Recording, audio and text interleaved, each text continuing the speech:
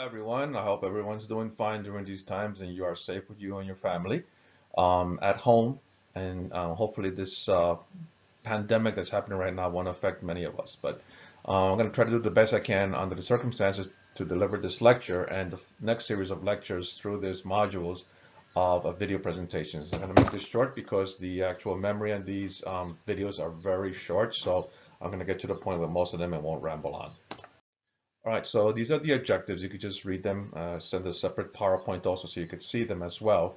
And we're just going to go over some anatomy, pathology, and what's associated with them. What I do want you to know is basically the different types of concavity and convex parts of the actual spine that we're going to hear and read about in different terms. And what we will see is basically the concavity of the cervical spine, of the concavity of the thoracic spine, and the convex rather of the thoracic, and the concavity of the lower lumbar spine. These are again terms you will hear over again in the medical field as far as abbreviations. You will also hear them used in scoliosis study, which I'll discuss in a little while.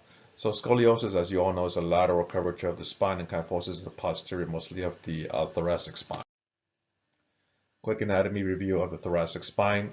What I want you to be in particular mindful of in these things are the actual articulating facets of the thoracic spine.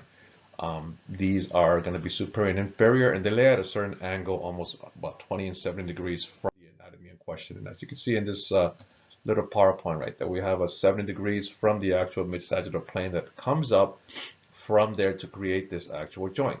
So our rotation for the oblique cervical spines is going to be at least about 70 degrees rotation from the table, with another 20 degrees from the CR. So just keep this in mind that this is almost similar to the Homeblatt position where 70-20. It's also in the thoracic area. We also have demi-facets also, but those are for the ribs. We're really not going to see too many of them on these modules. All right, just a quick review of the anatomy, radiographic anatomy of the thoracic spine. We should see T1 to T7 by looking at the ribs, where it's articulating with the actual vertebrae in question, which you see all 12 of them. In particular, we're going to be looking at the actual articulating facets, which are seen in this projection here. They're sort of like a little, they look like little sort of like handles for a small cup. And you see them right here if you could just see them carefully. I know it's easy for me to see, but not for you. This is another one that you see up here. I don't know if you could just notice the ones like this. There's another one there, and there's another one there. These are not done routinely anymore because many of these patients go to MRI or CAT scan. We do need to know exactly where the jugular notch is at the level of T3. And when we're doing T-spine radiography, I usually palpate the person's vertebral prominence to make sure that the T1 will be included on the AP radiograph. Also, the xiphoid is going to be at least about the level of T10, so that way you should know your collimation lights to exceed below that level, almost at the costal borders, because that's where about like L2, L3 maybe, if the person is small enough. But when you have large patients, these are detrimental to your positioning, so you want to cut off some anatomy. So general procedures, patient assessment and preparation. Always call your patient by the correct name. Verify with their date of birth or the medical record number, or if they're not lucent. The cooperative capabilities, if they understand the instructions, if they speak the correct language. Know what positions you're going to be doing your patients in, basically if it's erect or supine. Also, again, if the childbearing years, if it's a young female or AP versus PA for certain exams, I'll be discussing that. And make sure your patients follow proper breathing instructions. So our basically IR is going to be at least the big DR or the 14x17. For spine work, we should be doing this lengthwise or portrait. We should be using a grid. AEC is very paramount if you are going to use it, because we have to be centered on point, because we'll be using the center cell for most of these radiographs. kV range is noted, 85 to 95 kVp. This is recommended. Every system is a little bit different, so go by what the protocol in your institution. So posterior obliques for this projection. It's an LPO, RPO 4, and we also do the opposite, but I'll discuss that in a second. When we do the, for the lateral position of a T-spine, we usually just have the patient rotated back posteriorly about 20 degrees, and this is 70 degrees from the table. So as you can see here, we have that 70 degrees. This is the mid-coronal plane, and this is the actual part that we're going to be bringing our patients down from the lateral position. So it's going to come a little bit like this. So from the lateral position, we just rotate them back slightly. This will be centered around the area of about T7, a little bit anterior. If you look at the lat muscle that's over here, which is and again, you have to know your anatomy for your muscular anatomy as well. This is where our beam is going to be located. Usually it's about the level of the humerus for the oblique of the thoracic spine. Now note here that it says here in this part that's highlighted here, this is going to show the actual joint space, or the zacopaphoceal joints of the thoracic spine furthest away from the IR. Both of them, either the LPO. When we do this, again, it's going to be centered at least about the area of T7. So this is about 3 to 4 inches below the jugular notch. This is very familiar. It sounds familiar that I've said this over and over again for the chest x-rays, especially that homework assignment in the first exam. We should at least have the top of the cassette about 1 inch to 2 inches above the shoulders on most patients. Again, similar to an AP chest x-ray or a PA chest x-ray also. We can have the CR perpendicular.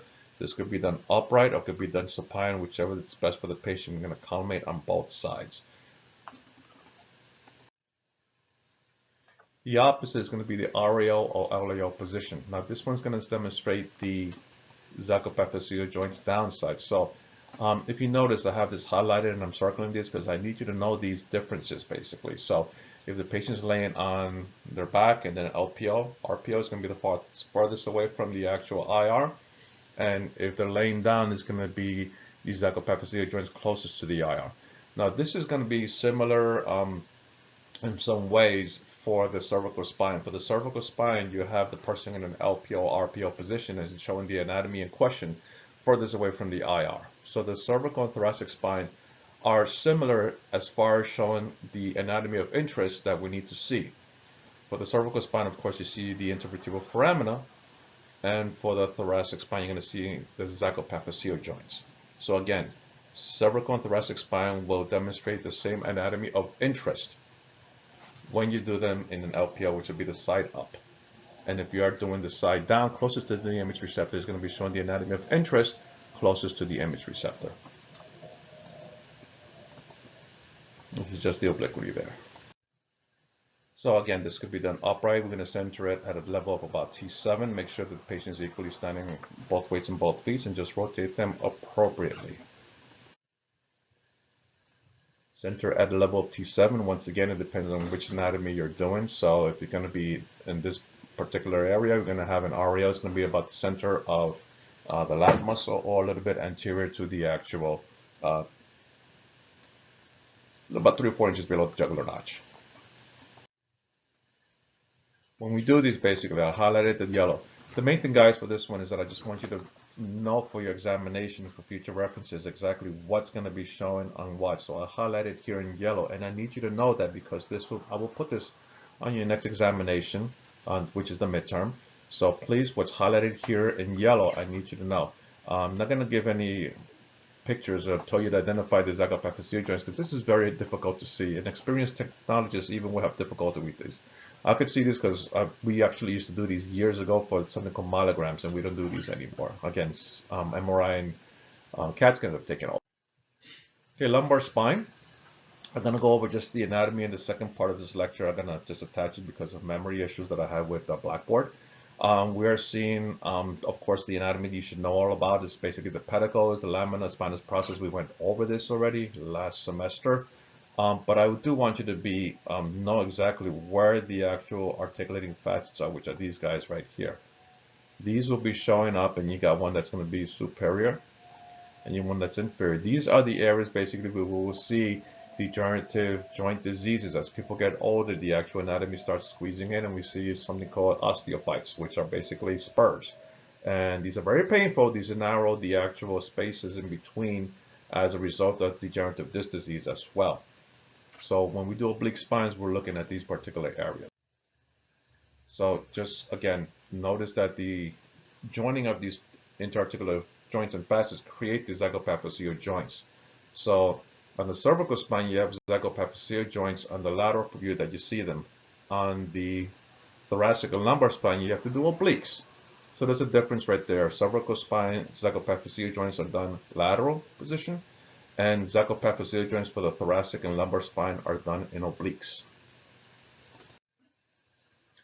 When we rotate our patients, it's going to be anywhere between 30 to 60 degrees, and this is basically, if you just bring it down, it's about a 45 degrees, which is the midpoint. So oblique lumbar spines are done at 45 degrees rotation.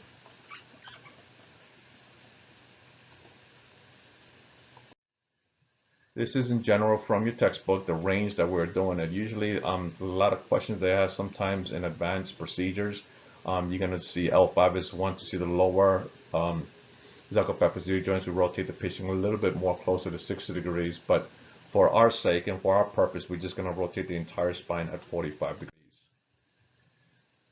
When we do oblique positions, basically either the RAO or LAO, we start seeing the zacropaphyseal joints in particular either further away or closest to the image receptor. Let's take a look at the one to the left. We're seeing the actual zacropaphyseal joints, which is going to be almost parallel with the central ray. In this space, there's going to be another one that's on top of it right here, like this, and that's going to open up that space a little bit better so we can actually see it. For the posterior oblique position, which is either LPO or RPO, now we actually have the joint over here, and this is going to be actually opening up in this area here, and this is going to be close to being almost parallel with the central ray. So in essence, when we do the anterior oblique positions, we're seeing the actual articulating facets furthest away from the image receptor, and when we do the posterior oblique positions, we're going to see the zacropaphyseal joints closest to the image receptor. When doing lumbar spines, AP, and both obliques, the text 9 out of 10 times, or 99.9% of the times, we do an LPO RPO position because that will show the zacropaphyseal joints closest to the image receptor. Please remember that. Just a quick review of anatomy. Again, I don't want to take up too much memory. Just take a look at this real quick, and just once you already know the actual view of the Scotty dogs. Please memorize this, or these little notes that are here. This will be on your next examination, guaranteed. It's going to be on your final exam, and it is under registry. Registry loves always asking what's the neck of the Scotty dogs, and that's the pars interarticularis, because this is a common site for something called spondylolisthesis, which leads to spondylolisthesis. Quick review of the anatomy again, topographic. Know where our crest is at. This is about the level of L3, L4. I need you to know this in future references for our patients. ASIS is S1, S2. And just pathology before I just wrap this up. HNP is herniated nucleus pulposus. Subluxation is a slight misalignment. It's a general term used for many bone pathologies. Just to let you know that, because you're going to hear it over and over again used for the wrist, ankle, knee. It's used for the spine. So it's a general orthopedic terminology. FX is fracture. Radiculopathy basically is the general pain of the actual lumbar spine. OA is arthritis.